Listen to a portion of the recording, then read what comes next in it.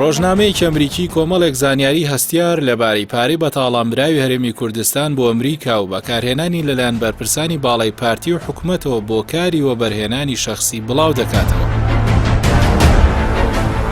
ڕۆژنامەی The America Prospect راپۆرتێکی لەبارەی گەندەڵی و پارەسپیکردنەوەی عێراق لە ئەمریکا بڵاو کردووەتەوە. تێیدا باز لەوە دەکات کە مەسرور بارزانی سەرۆکی حکوومەتی هەرێم باڵەخانێکی گەورەی تایبەت بە دەرمانخانە لە شاری میامی لە ویلایەتی فلۆریدا کڕیوە بە بڕی 18 ملیۆن و 300 هزار دۆلار کە فراوانیەکەی دەگاتە 12,000 پێچوار گۆشە.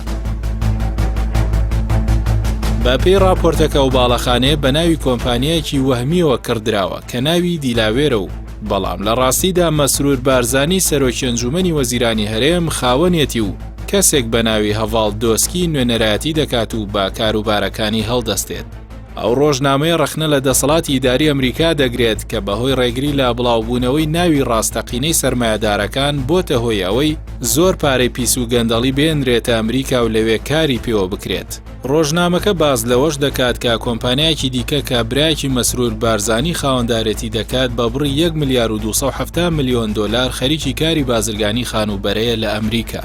ئەو راپۆرتە باز لەوە دەکات کە بارزانەکان بە شێوەیە کاریان کردووە لە بەگەڕخستنی پارەکانیان لە ئەمریکا کە ناویان ئاشکرا نەبێت بەڵام بەهۆی هەڵەیەکەوە ئاشکرا بوون.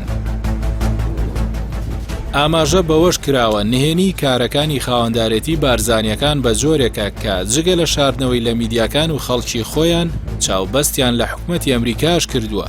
هەروەک چۆن پێشتر بەهۆی هەڵەیەکەوە ئاشکرا بوو کە مەسرور بارزانی خاوەنی ڤێلایەکی چەند ملیۆن دۆلاریە لە ڤێرجینیا.